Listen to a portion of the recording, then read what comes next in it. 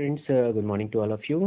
आज हम लोग बात करने वाले हैं RDBMS पे, रिलेशनल डेटाबेस मैनेजमेंट सिस्टम पे, जो कि DBMS का पार्ट है और यूनिट 3 में आता है। उसके कुछ सेलेक्टेड पोर्शंस को हम लोग कवर करने वाले हैं, तो शुरू करते हैं। रिलेशनल डेटाबेस मैनेजमेंट सिस्टम या RDBMS क्या है? एक डेटाबेस मैनेजमेंट सिस्टम जिसमें कि डेटा को ऑर्गेनाइज किया जाता है, और database is a organize collection of data जिनमें हम उनको फील्ड्स के अकॉर्डिंग बांटते हैं, फील्ड 1, फील्ड 2, फील्ड 3। और इन फील्ड्स के बेसिस पर जो रिकॉर्ड बनता है, जो डेटा का कलेक्शन होता है, उसे हम कहते हैं रिकॉर्ड 1। ऐसे ही बहुत सारे रिकॉर्ड अगर हम बनाते जाएं तो इसे हम कहते हैं रिकॉर्ड का कलेक्शन, डेटाबेस का कलेक्शन, और ये बढ़ता जाता है, कहीं तक हो सकता है। और ज़रूरत पड़ने पर इनके अंदर हम फील्ड्स को भी बढ़ा सकते हैं, फील्ड 3 के बाद 4, field number 5 and so on. इस तरीके से डेटाबेस का एक स्ट्रक्चर फॉर्मेशन होता है जिसे हम कलेक्शन ऑफ डेटा कहते हैं। ऑर्गेनाइज कलेक्शन ऑफ डेटा, चूँकि ये टेबल फॉर्मेट में आता है जिसमें फील्ड एक जगह निश्चित होती है कि कहाँ पे कौन सा रिकॉर्ड रखा जाएगा, कौन सा डेटा रखा जाएगा, तो it's a organized collection of data. A database management system is a software package with computer programs that controls the creations, maintenance and use of database. यहाँ पर कैसे ही डेटा को कलेक्ट किया जा रहा है, कंट्रोल किया जा रहा है, क्रिएट किया जा रहा है, उसके अंदर चेंजेस किए जा रहे हैं, और उसको कैसे यूज़ किया जा रहा है, ये सब कुछ उस सॉफ्टवेयर पैकेज में आता है। It allows organizations to conveniently develop database for various applications. अलग अलग जगह पर उनको यूज़ किया जा सके, यूजर्स के अकॉर्डिंग या ऑर्गेनाइजेशन के अकॉर्डिंग इसे डेवलप किया जाता है। Database is an integrated collection of data, records, files and other objects. इसमें डेटा का कलेक्शंस होता है, रिकॉर्ड्स का होता है, फाइल्स का होता है या ऑब्जेक्ट्स का होता है।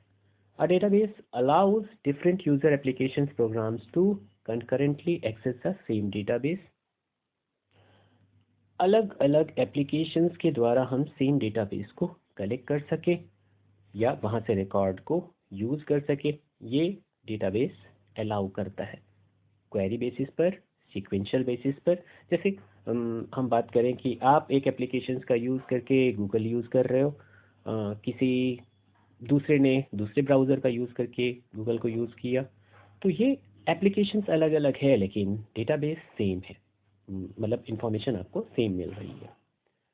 वेल नोन DBMS इंक्लूड, जो फेमस DBMS पैकेजेस हैं उनमें ओरेकल आता है, ओरेकल डेटाबेस के लिए डिज़ाइन, IBM डेटाबेस 2 DB2 मतलब database 2, Microsoft SQL sequential query language server, Microsoft Access जिस पर आप वर्क कर ही चुके हैं, Postgre SQL, My SQL, Fox Pro और SQLite। ये जो हैं, ये सब के सब डेटाबेस हैं, डेटाबेस के सॉफ्टवेयर्स हैं जिनकी मदद से हम लोग डेटाबेस बनाते हैं। Database can be organize in 2 types. 2 तरह से डेटाबेस को ऑर्गेनाइज किया जाता है। Number 1 is flat file database, number 2 is relational database. Flat file database के लिए database is stored in a single table. एक ही टेबल में सारा डेटा कलेक्ट करके रख लिया जाता है। Usually suitable for the less amount of data. इसका एग्जांपल हो सकता है आपका रिपोर्ट कार्ड। एक सिंगल फाइल में या टेबल में वो सारा का सारा डेटा अरेंज कर दिया जाता है फील्ड्स के अकॉर्डिंग, और आप उसे नाम देते हो रिपोर्ट कार्ड। ऐसे ही रिलेशनल डेटाबेस में database is stored in multiple tables. यहाँ पर बहुत सारी टेबल्स यूज होती हैं किसी भी डेटाबेस तक पहुँचने के लिए, and tables are linked using a common field.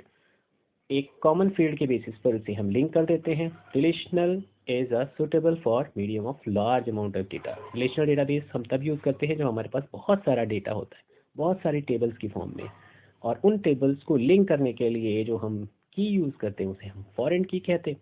उसकी मदद से हम लोग डेटाबेस को कलेक्ट करते हैं, या कैंडिडेट की भी हम लोग यूज़ करते हैं। फिर बात आती है डेटाबेस सर्वर्स की। Are dedicated computers that holds the actual database and run only on DBMS and related softwares। इसके एग्जांपल के तौर पर अगर हम बात करें तो एक ट्रेन रिजर्वेशंस की बात करते हैं। ट्रेन रिजर्वेशंस में अलग अलग स्टेशंस पर कंप्यूटर सिस्टम्स होते हैं जो एक ही डेटाबेस को यूज़ कर रहे हैं, लेकिन वहाँ पर कंटेंट अलग अलग यूज़ किया जा रहा है। डेटाबेस सर्वर्स उसमें वर्क करते हैं, सारे जगह से डेटाबेस के कलेक्शंस को उठाकर एक जगह पर सर्च करते हैं और उन्हीं के बेसिस पर रिकॉर्ड जनरेट करते हैं कि क्या वहाँ पर रिजर्वेशन पॉसिबल है या नहीं है, ट्रेन नंबर में ये कोच में सीट्स अवेलेबल हैं पर्टिकुलर डेट में या नहीं है। उन बेसिस पर वो रिकॉर्ड बनाते हैं। तो इसे हम डेटाबेस सर्वर के तौर पर देखते हैं। फिर बात आती है एडवांटेज ऑफ डेटाबेस। डेटाबेस की एडवांटेजेस क्या हैं? Number 1 is reduce data redundancy. यहाँ पर डेटा को, डुप्लीकेट डेटा को कम किया जाए। No chance of encountering duplicate data.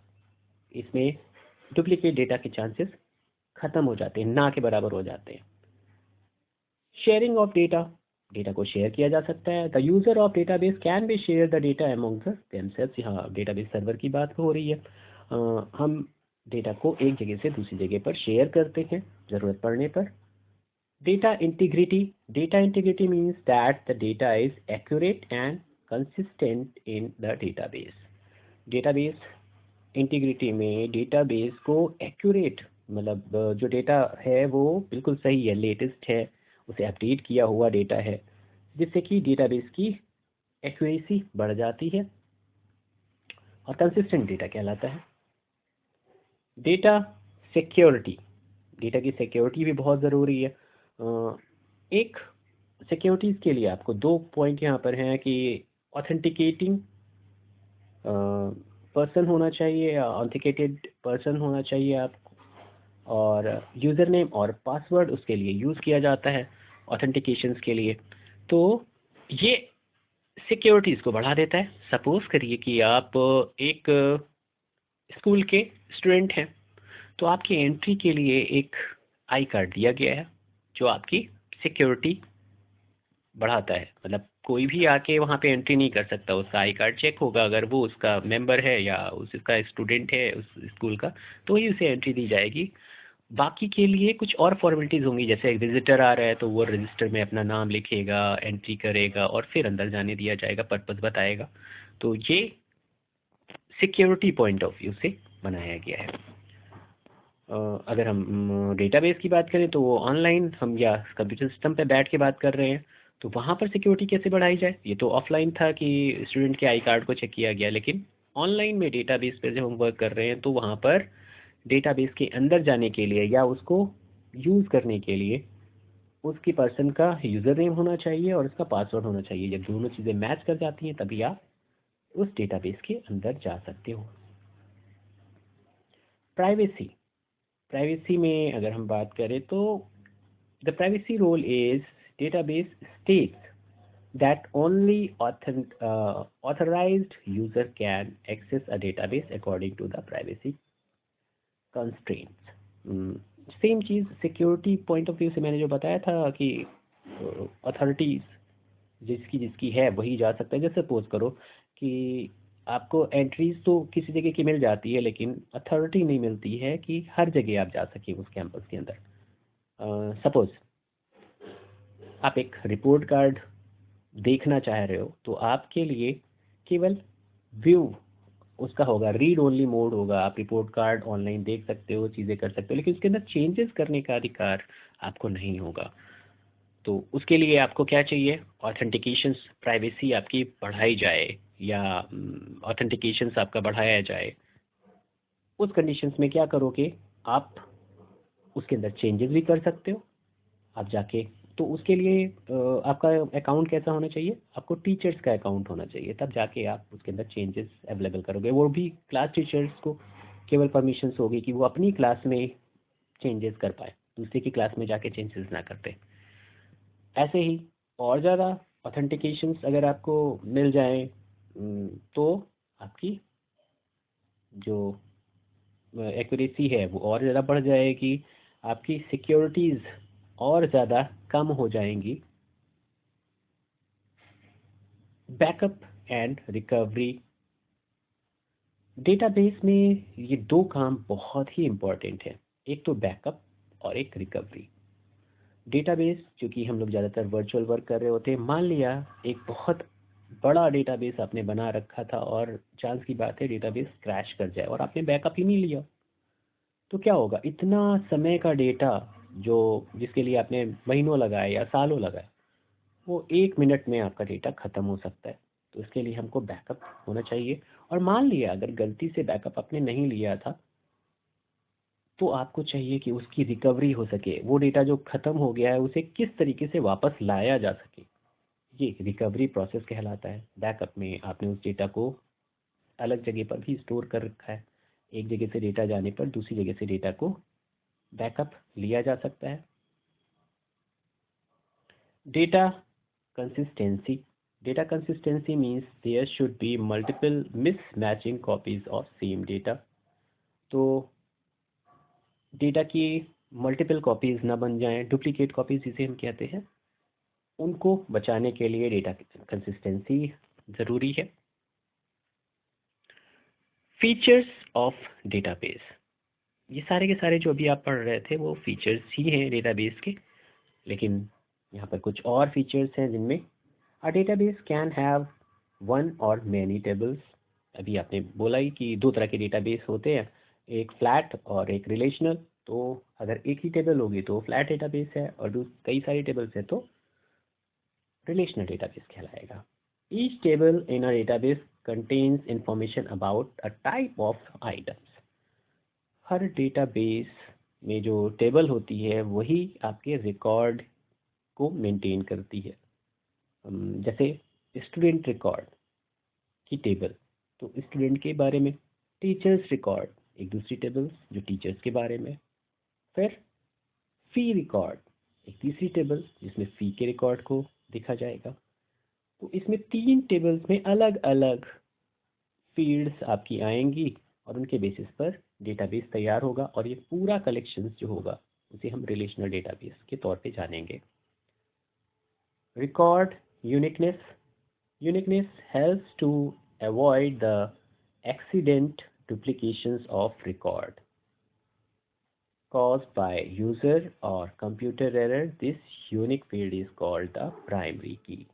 Primary की हमने डिस्कस ही किया था क्लासरूम में कि प्राइमरी की जो होता है वो यूनिक की होनी चाहिए, जिस की में कोई भी डेटा रिपीटेड ना हो पाए, कोई भी डेटा रिपीटेड ना हो पाए, तो उसे हम प्राइमरी की मानते हैं।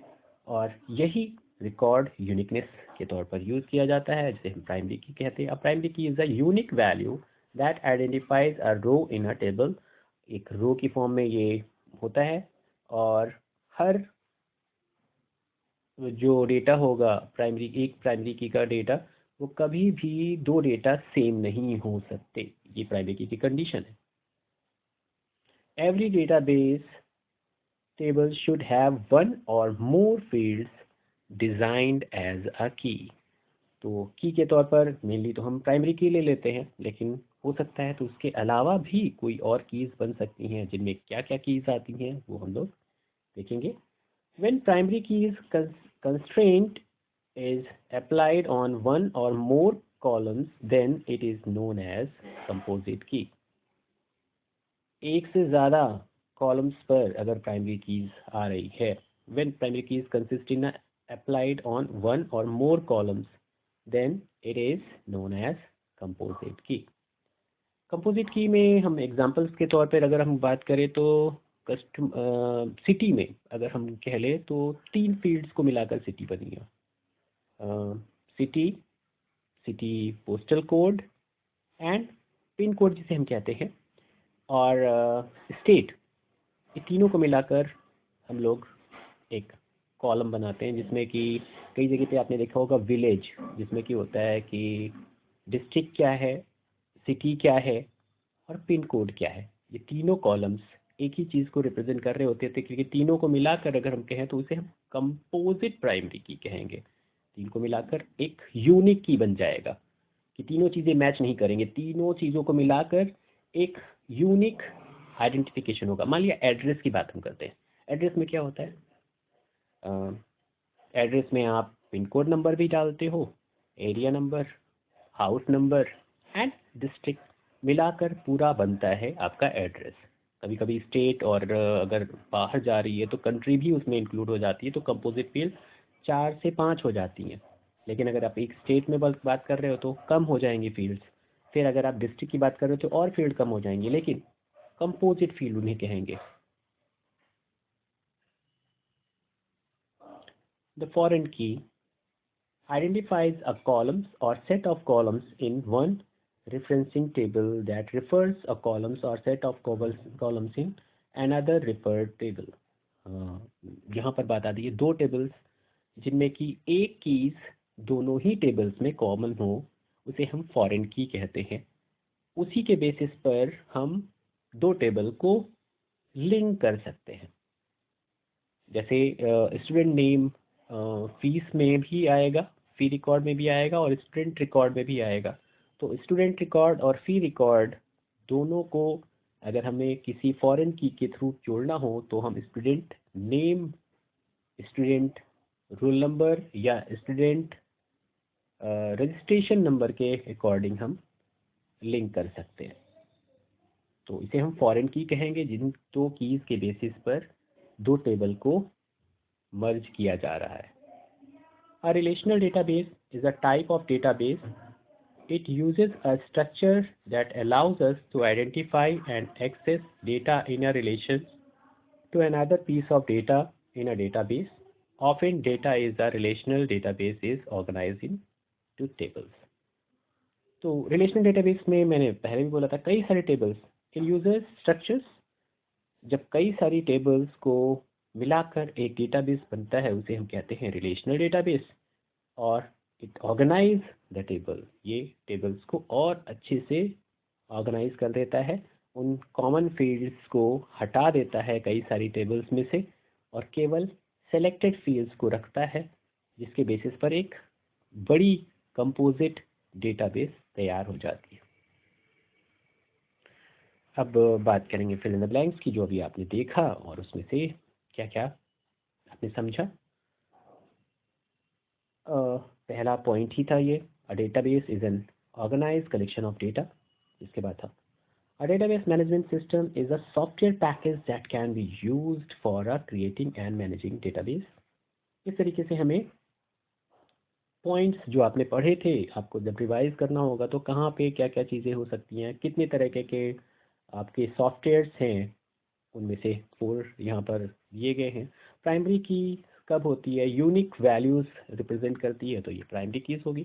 कंपोजिट की कंबाइन वन और मोर कॉलम्स, एक या एक से ज़्यादा कॉलम्स को मिलाकर बनता है कंपोजिट की, जिसके बेसिस पर हम प्राइमरी की जो होती हैं उसको और ज़्यादा यूनिफाई कर सकते हैं, और ज़्यादा यूनिक कर सकते हैं। शॉर्ट आंसर्स में जब हम शॉर्ट आंसर्स की बात करते हैं तो वन लाइन आंसर्स या 2 पॉइंट आंसर्स होते हैं। तो पहला क्वेश्चन यहाँ पर बनता है, जैसे what does DBMS stand for. DBMS है क्या, तो DBMS है डेटाबेस मैनेजमेंट सिस्टम। ऐसे what is RDMS stand for, तो व्हाट डज में ये जो RDMS की बात हो रही थी उसमें relational database management systems full form उसका जो आ रहा है आपका। फिर how is data organize in relational database management systems. Data is in RDBMS is organized in a form of tables। तो केवल RDBMS में ही नहीं, हर जगह पर ज़्यादातर डेटाबेस जो है वो टेबल्स की फॉर्म में इंट्रोड्यूस किया जाता है, कलेक्ट किया जाता है, ऑर्गेनाइज किया जाता है। अब relationship and difference between a primary and foreign की, दोनों कीज़ को आप बहुत अच्छे से समझ गए होंगे। नहीं है तो यहाँ 2 पॉइंट से इनको समझाया जा रहा है। प्राइमरी की और फॉरेन की में क्या डिफरेंस है। पहला, there are only one primary key in a table. एक टेबल में एक ही प्राइमरी की हो सकती है। यहाँ पर there can be multiple foreign key in a table. एक टेबल में कई सारी फॉरेन कीज हो सकती है। प्राइमरी की fields can not contains duplicate values. All values must be unique. यहाँ पर डुप्लीकेट वैल्यूज़ के लिए कोई चांस ही नहीं थी। यहाँ पर foreign keys field can contain duplicate values, क्योंकि दो कॉमन फील्ड जिनकी बेसिस पर फॉरेन कीज बन रही हैं, फॉरेन की बनाया जा रहा है, उनमें डेटाज कॉमन होंगे और इसके बेसिस पर हम लोग डुप्लीकेट रिकॉर्ड भी रखते हैं। इसका मतलब फॉरेन की जहाँ पर आ रही है वहाँ पर डेटा डुप्लीकेसी होगी।